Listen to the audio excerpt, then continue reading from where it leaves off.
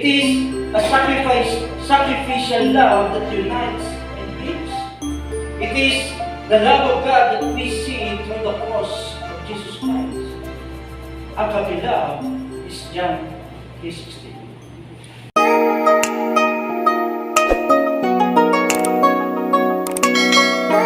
Bigyan natin ng papuri ang ating Diyos sa buhay. Abba, Father, the God of breakthrough. Amen? Amen. Wow, napakasarap po na nakikita po tayo ulit. And by the way, let us welcome po ang mga first time visitor. Nandiyan po ba kayo?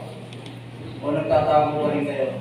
Hindi ko kayo makita dahil sa ilaw. Sige po, nandiyan po ba kayo? At alam niyo po ba sa mga first time namin, meron po kayong libreng kape at snacks. No? Tinatanong ko kung yung kape kung may cream milk or sugar. Kung meron naman. Kasi yung iba sa atin dito, black coffee ang gusto. So, first time po, approach po ang ating ang connection ministry. Connection ministry. Mamaya po after the service. Every gising is a blessing. Amen? Amen. Wow, di ba? Ito po yung pagpapala ng kagaling sa ating Panginoon. Ito yung kabutihan niya na kung saan alam natin ang ating Panginoon na nagpapahiram ng buhay. Di ba? Kaya kapag gumigising po tayo sa umaga, really, bilang anak ng Diyos, alam natin na ito po ay pagpapala ng kagaling sa ating Panginoon. Yung iba, hindi na po nagigising. Tama po ba? Di ba? Kaya sabihin mo dyan sa katabi mo, huwag kang matutulog, baka hindi ka na mag-isip. Joke lang po. And I posted po, kagabi po, pinost ko po siya. Maybe some of you already like this. No? Ang dami po nag-like. Ang dami nag-love. No? Walang nag-agree. Praise God. Walang galit sa mundo. Yeah, no? And marami po nag-share, marami nag-comment, and amen, they said, no? Totoo at totoo po na this is one of the goodness of God. Alam niyo po, kapag pag-usapan po natin ang kabutihan ng Panginoon sa buhay natin, marami po tayong malilista. Tama po ba? Marami po tayong maiisip to the point, marami tayong naranasan na kabutihan ng ating Panginoon. At sa umagang ito, ayan nyo na minsan pa alalahanin natin ang kabutihan ng Panginoon sa buhay ng bawat isang nananampalataya sa ating Panginoon sa Kristo. Are you excited to remember those goodness of God in our life? Amen. Amen. Sige po, tayo manalangin muna. Sige, palapakan natin ang Panginoon. Hallelujah. Hallelujah, tayo manalangin. Dakilang Ama, maraming salamat dahil naririto kami, Panginoon, sa iyong harapan, nagpupuri, nagpapasalamat, kahit na nakakaranas kami ng pagsubok, nakakaranas kami ng problema. Pero minarapat namin, Panginoon, na pumunta sa iyong sambahan para purihin ka at para ibigay namin ang laman ng aming puso, Panginoon. And today, O Lord, as we listen to your word, we will be remembering of your goodness, yung kabutihan mo sa buhay namin, Panginoon. At alam ko, Panginoon, ang bawat isa sa amin, Panginoon, nasumpungan ka ng Panginoon. And once again, O Lord, this is our prayer. In the mighty name of Jesus, we say Amen. Amen. Ito, palakpakan natin ng Panginoon. Hallelujah. Hallelujah. At alam niyo po, kapag pinag-usapan itong goodness of God, bigla ako napahinto nung in-impress sa akin ng Lord ito. Sabi ko, Lord, sa tagal-tagal ng pagiging Kristiyano ko since 2003, totoo naman na marami ka nang ginawa sa buhay ko. Marami na rin po bang ginawa sa buhay ninyo ang ating Panginoon. Amen. At hindi ko siya mailista lahat. And I just put 3 of those goodness of God na sa totoo lang ito po yung buhay ko. And I really believe din na ito rin po ang buhay niyo. Alam niyo po, unang-una po sa lahat, God gives His love. Ibinigay ng Panginoon ang kanyang pag-ibig. How? We all knew in John 3:16, kahit nakapikit po kayo, sige, subukan natin nakapikit kayo, banggitin natin yung John 3:16. Yung nakapikit ha, baka nakadilat yung isa. 1, 2, 3. God so loved the world that He gave His one and only Son, that whoever believes in Him shall not perish, but have eternal life. Amen. Sige po, palawakan natin. And this is the goodness of God. Wow. This talks about salvation.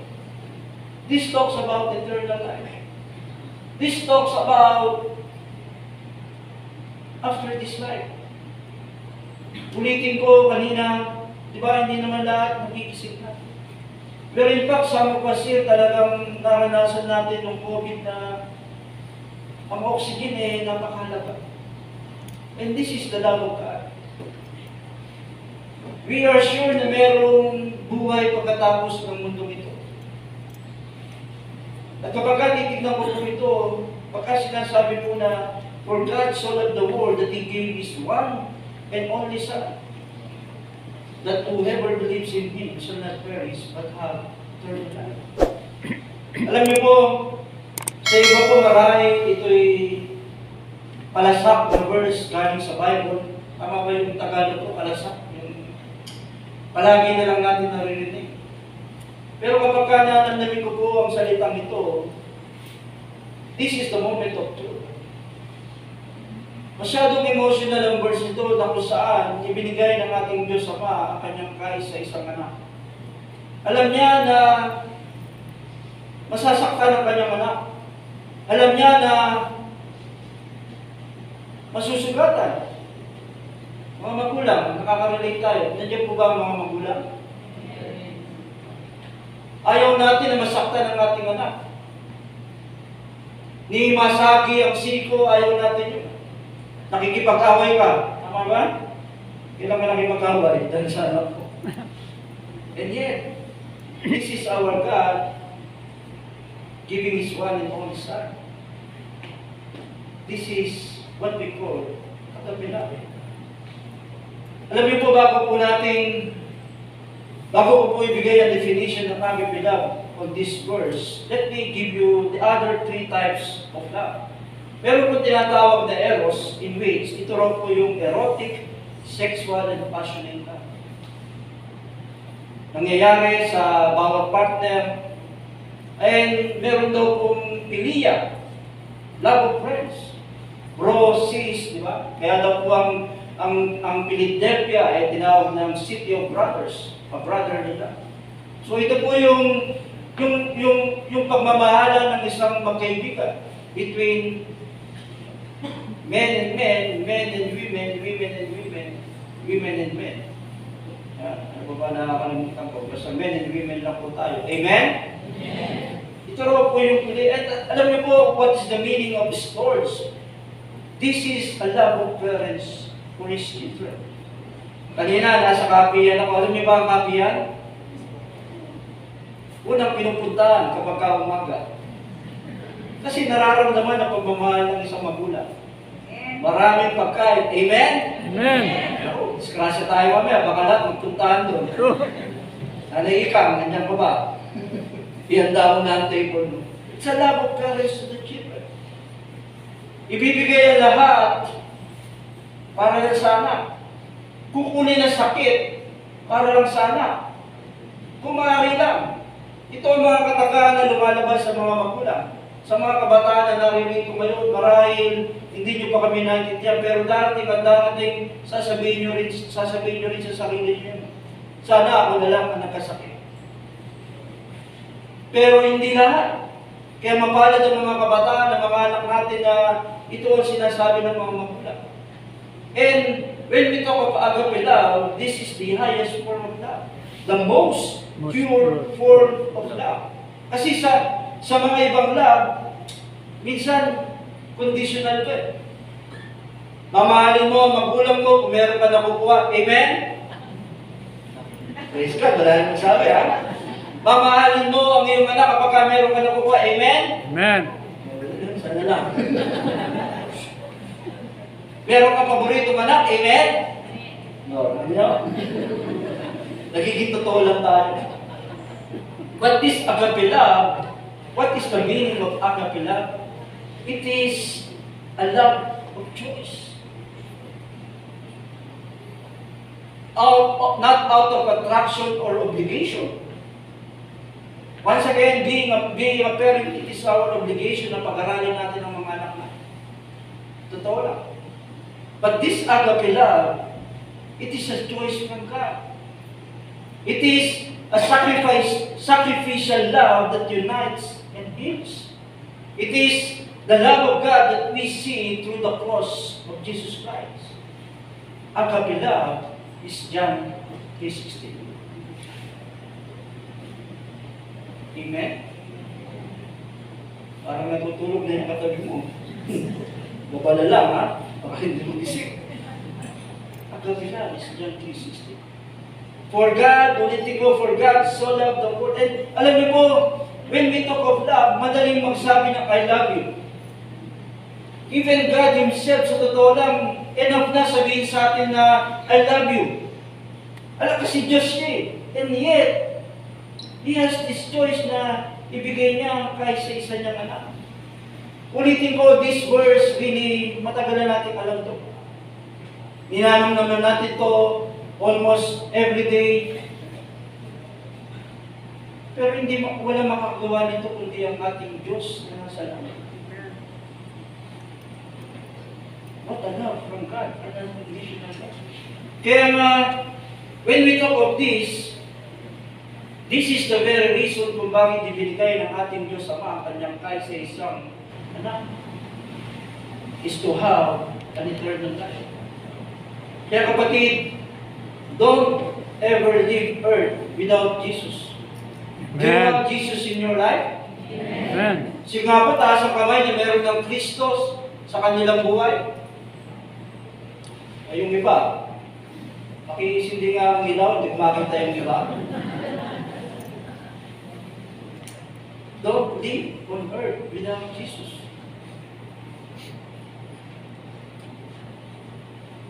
Dahil sa totoo lang, ang Panginoong Jesucristo ang nagbibigay ng pag-asa, nagbibigay ng guidance, nagbibigay ng pag-ibig sa bawat isa. Amen? Sige po, palakpakan natin. And what else in my list? The goodness of God really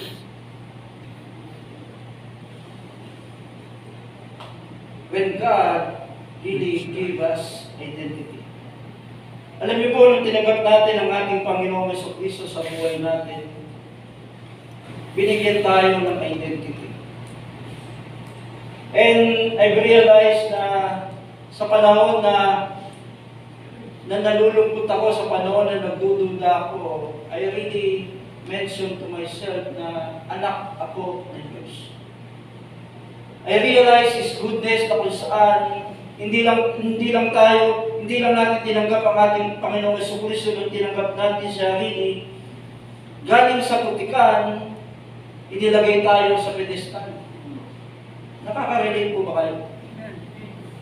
Alam niyo, minsan, kami mga katatayan na maraming kasalanan, relate kami. Amen po ba, tatay? Si nanay, hindi nakaka-relate eh.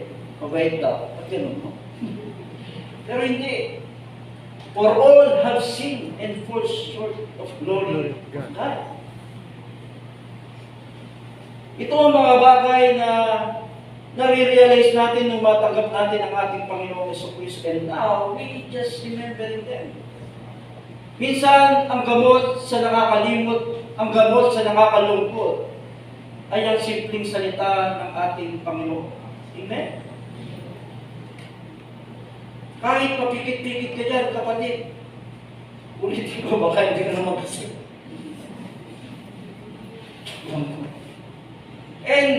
And when God gave us this identity, we all knew that we are all new. This is the goodness of God.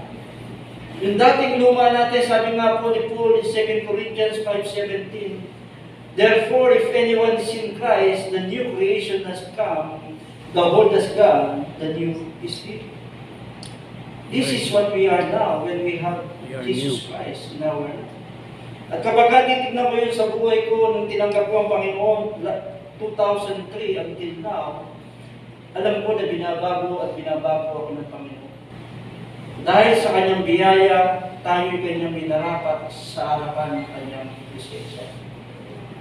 And God give us this identity, we are all forgiven. Sabi nga doon sa 1 John 1:9, John said, if you confess our sins, have you confessed your sins? Of course. Parang kita lang how about the leper? Have you confessed your sins? Amen. All of our sins? Amen. Then, He is faithful and just, and will forgive us our sins and purify us from all unrighteousness. Alam mo, minsan kapatid, kapag anak ka na ng Diyos, siyempre ayaw ng diablo na bumait ka. Kaya gagawa siya ng paraan and titirahin ka sa iyong Pag-iisip. mind. Diba? Sasabihin ng diablo sa iyo, Kasalanan. hindi ka na naman mabait. Kunyari ka lang. Ipapaalala pa ng diablo sa iyo ang lahat ng mga ginawa mong kasalanan. Because the battle is in our mind. Si LDP di ba? Pinag-usapan natin yan. Sabi salita ng Panginoon, be transformed by renewing of your mind. Do not conform anymore to the pattern of this world. Sasabihin ng diablo sa iyo na hindi ka naman pinatawad ng ating Panginoon, makasalanan ka pa rin hindi.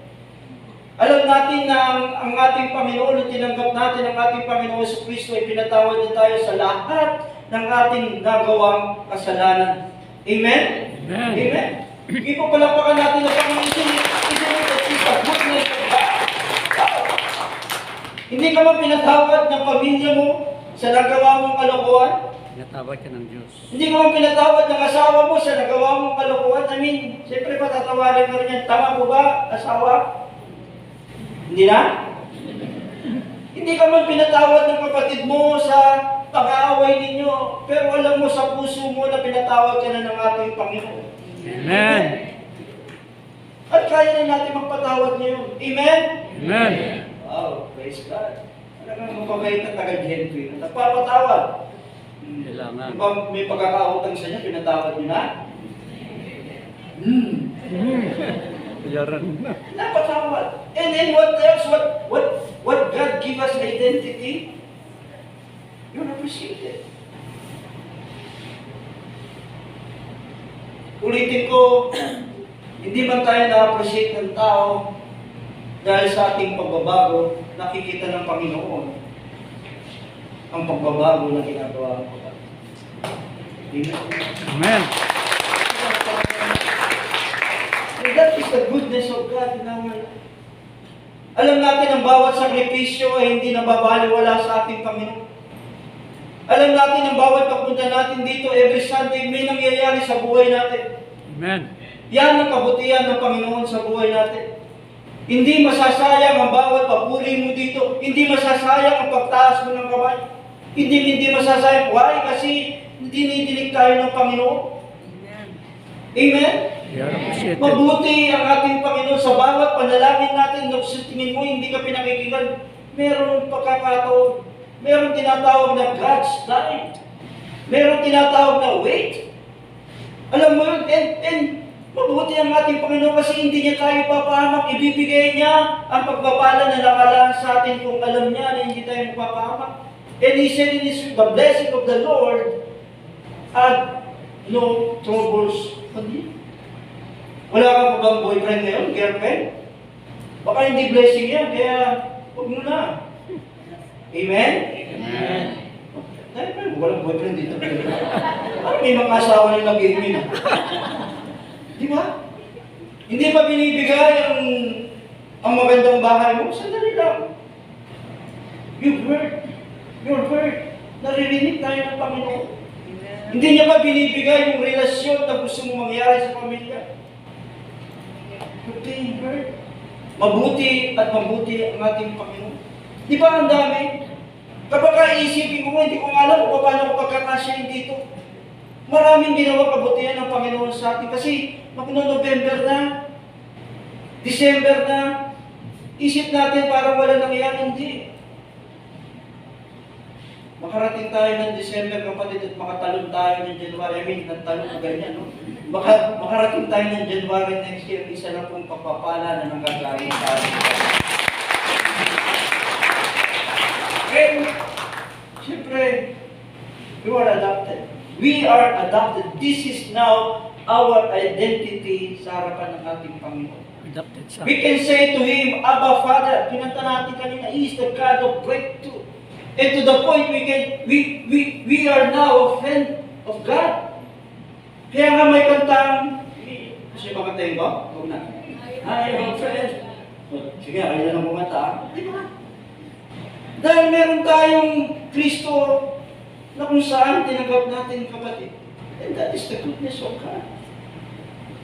Ulitin ko, hindi magkarapat-dapat pero kanyang minarapat. And most especially, we all knew that we are more than conquerors, that we have victory in Christ Jesus. Amen? Amen. That is our identity. Kapatid, panalo na tayo. Kapatid, hindi ka na talunan. Parang hindi kayo masaya. Totoo kayo.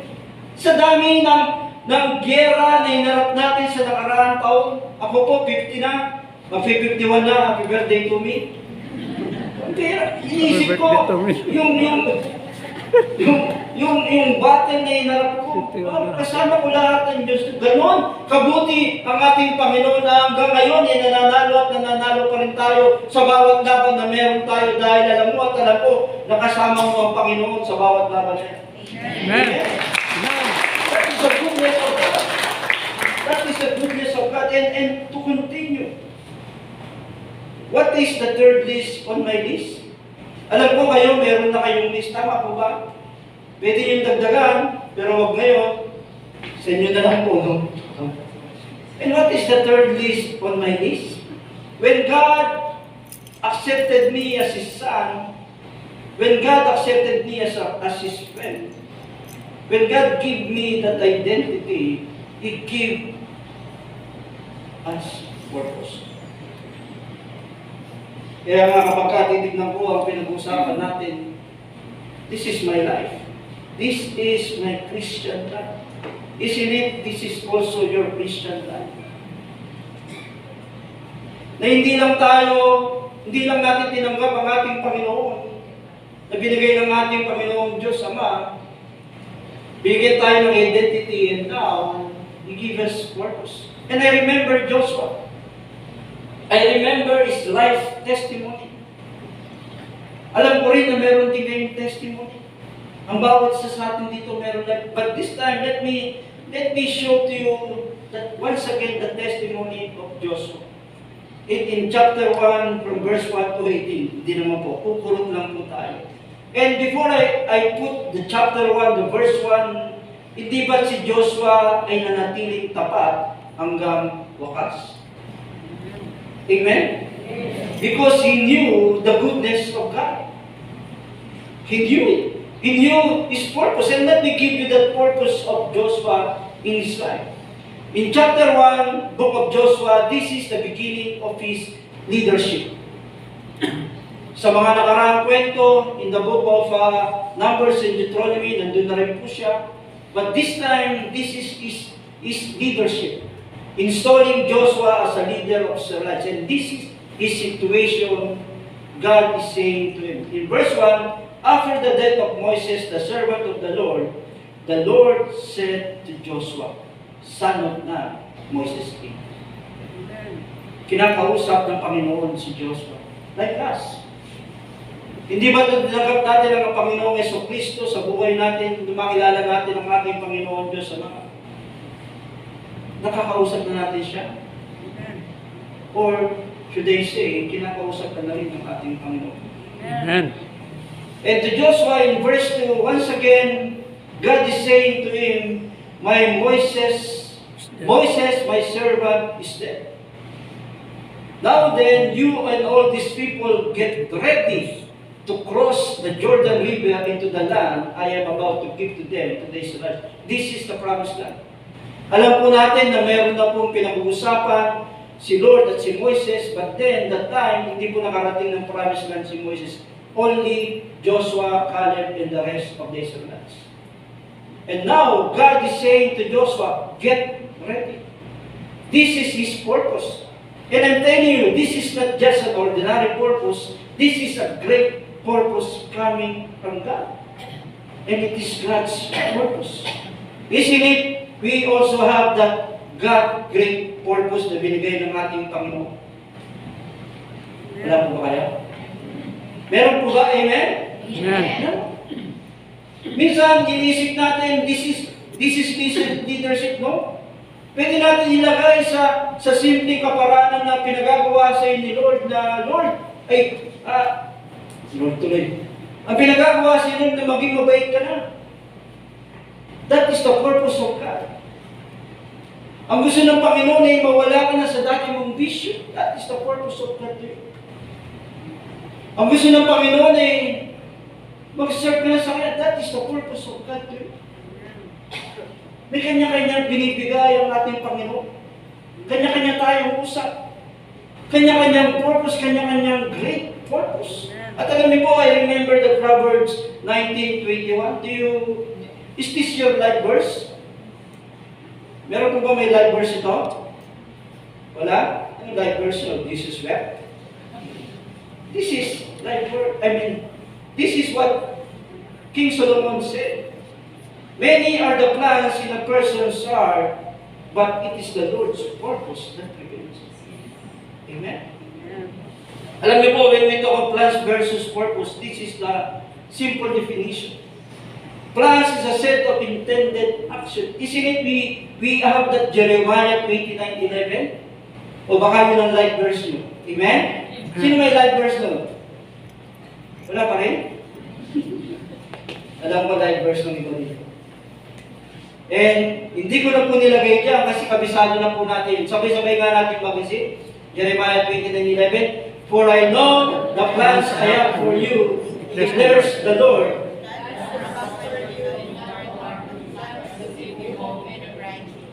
Amen. Minsan nakikalimutan nga yung declares the Lord. Meron po yun, ha? That is the plan of God. And the purpose, ito yung desire ng Panginoon sa buhay natin. Siyempre, bilang tao, we also have a plan. But now, King Solomon letting us know, magkaroon naman tayo ng plano, ang purpose ni Lord, ng siyang mananaig. And I realize, in my Christian journey, I make sure that my plans is aligned to God's purpose. Amen. Para na sa gayon, nakakaintindihan tayo. Ang hirap yata na kapag hindi na align ang plano mo sa pinagagawa ng Panginoon sa buhay mo. Halagang frustration. And once again, this is Lord's purpose. This is God's purpose in letting us know that it always will be. God's purpose. Alam niyo po, kapag titignan ko po ang buhay ni Joshua, meron siyang purpose na binigay ang Panginoon katulad natin.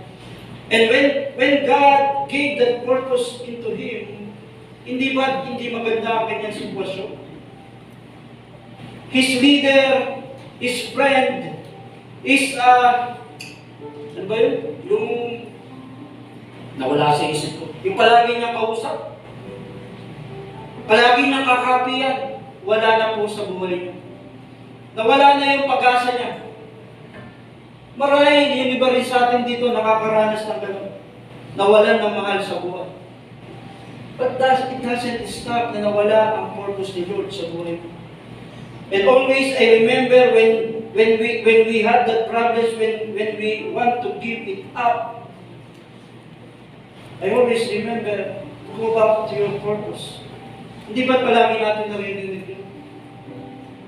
And once again, since 2003, I've learned whenever I face trials of many kinds, whenever I have the challenges in my life, whenever I feel na pwede na akong bumigay, nawawalan na ako ng pag-asa, I go back to my purpose.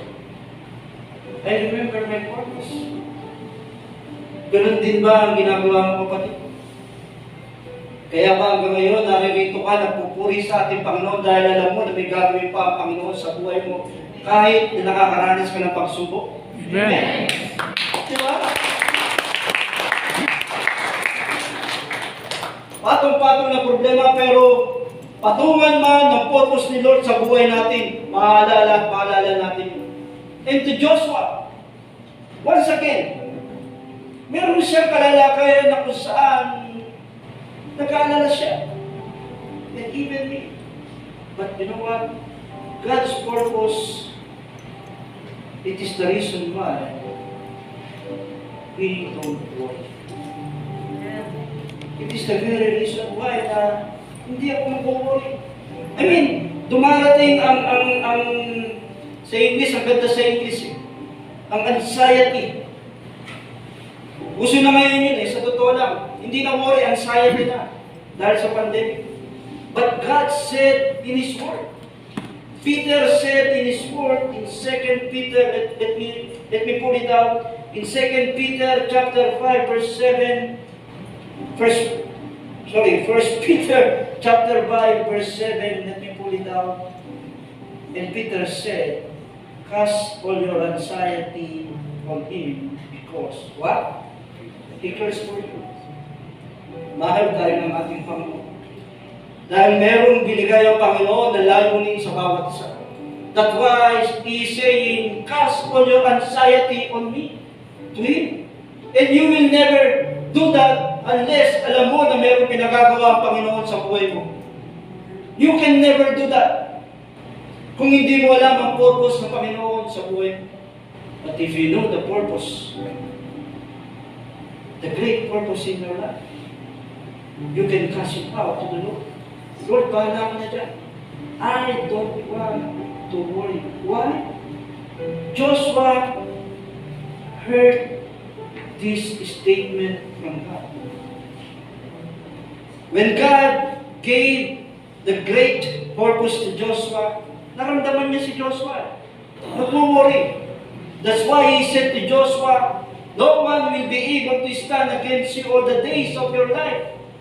As I was with Moses, so I will be with you. I will never leave you nor forsake you. Isn't it? This is a simple verse of God na kung saan kapag ka nag-worry tayo, when we go back to our purpose, alam natin na hindi tayo iiwan, hindi tayo pababayaan ng ating Panginoon na nagbigay ng layunin sa bawat buhay natin. Amen.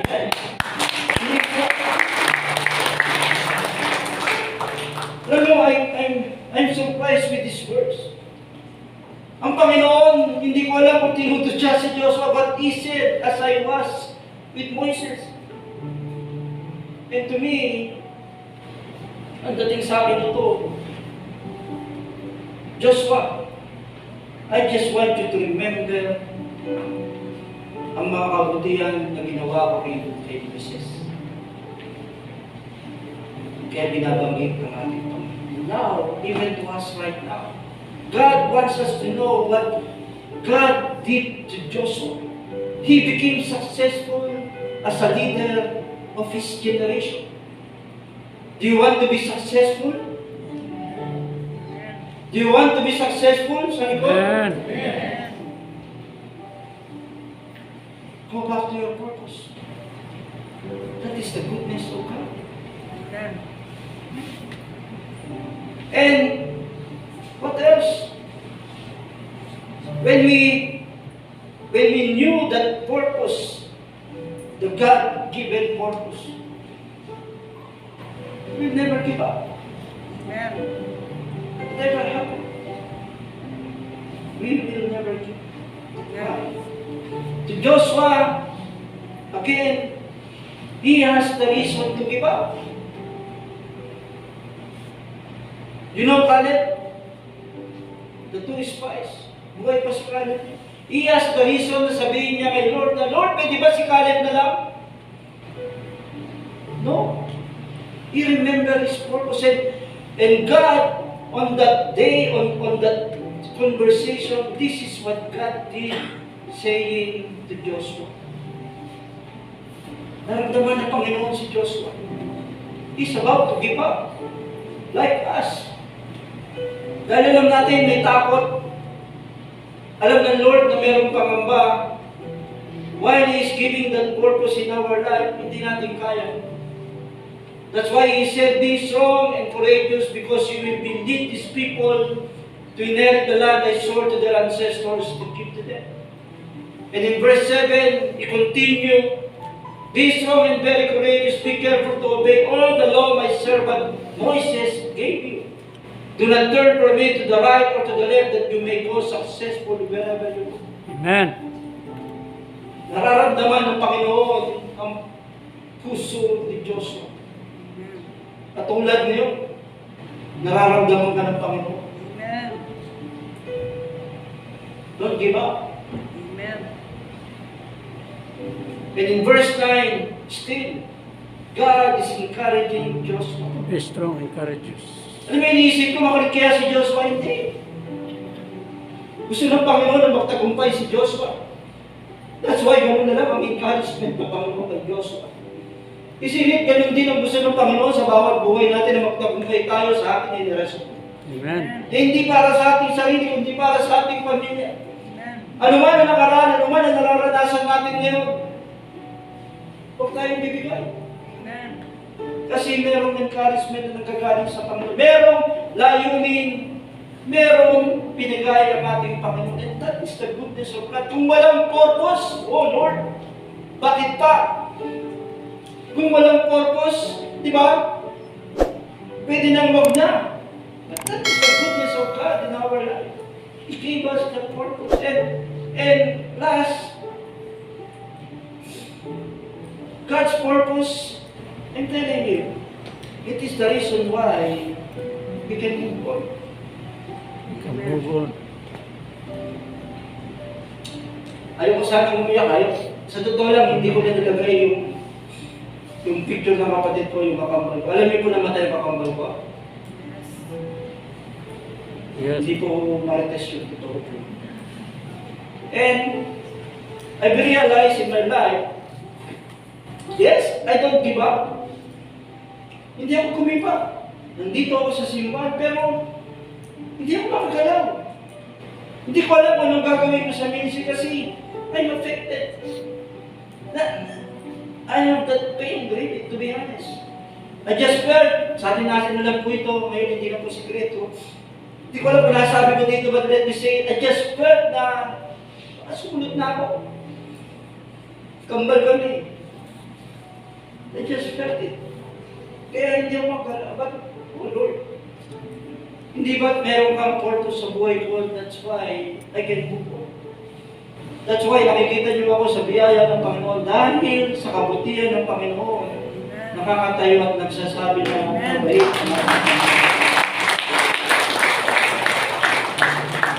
That's why I remember Joshua. Why? In verse 10, this is what Joshua did. After hearing that He will never leave you, that He will never forsake you, after hearing be strong and very courageous 3 times, He moved on. Hindi po pwedeng naririnig mo ang salita ng Panginoon. Yes, you are not giving up, but you are not doing what God called you to do. Hanggang ngayon, hindi ka makabubol.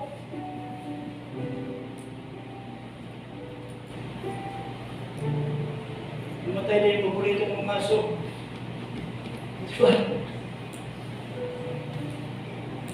Totoo lang. Marami sa ating anak ng Diyos na Kristiyano na hindi makamukul. Hindi nila magawa yung dati nilang ginagawa. But I'm telling you, go back to your purpose so that you have that strength and courage to do what God told you to do. In Joshua, this is now Joshua. So Joshua ordered the officers of the people, and in verse 11, get your provisions ready. Isn't it God said to Joshua, get ready? And now Joshua is saying to them, get ready. 3 days from now, you will cross the Jordan River here to go in and take possession of the land the Lord your God is giving you for your own. Nangyari po ba ang pinag-usapan natin ngayon? Nangyari po ba? Amen. Di ba? Na-conquer nila ang promised land. And before that, this is, oh Lord, ang ganda ng buhay ni Joshua in chapter 1.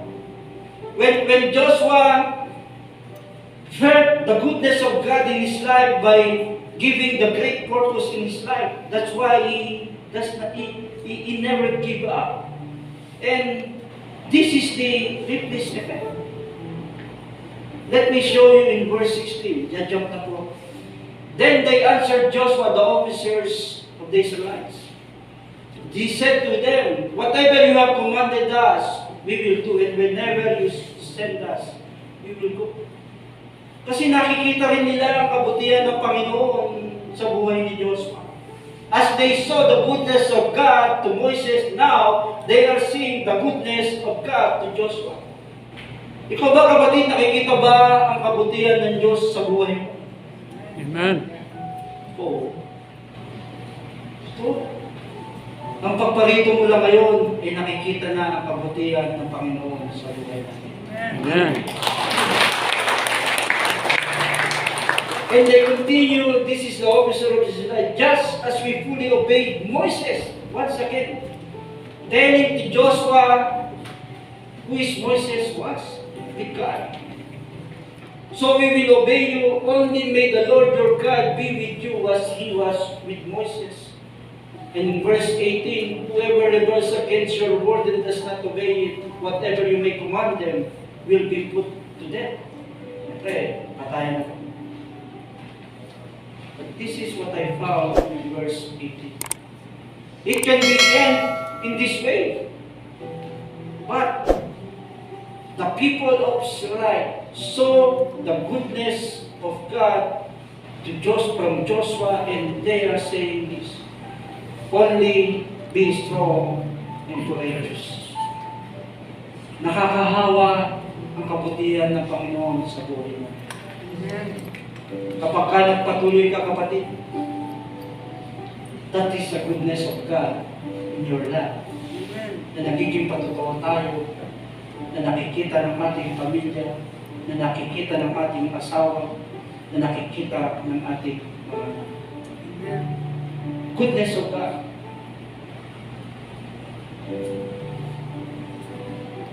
Just go back to God's purpose.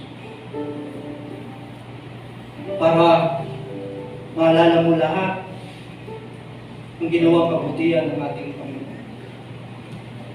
Remember the purpose. Why? Always prefer. Magtatagumpay tayo, kapatid. Dahil mabuti ang ating Panginoon sa buhay natin. And as we stand, as we praise God, let us sing from our heart His goodness in our life. All the days of our life, He is faithful. Mula pagising, hanggang pagtulog, hanggang pagising, hanggang pagtulog. Every day, we experience the goodness of God in our life. And as we sing this song, as we lift our hands to our God, as we worship Him, as we remember His goodness, let us thank God. Dahil kailanman, hindi siya nagbabago sa lahat ng patuloy na nananampalataya. Hallelujah. Let's worship our God.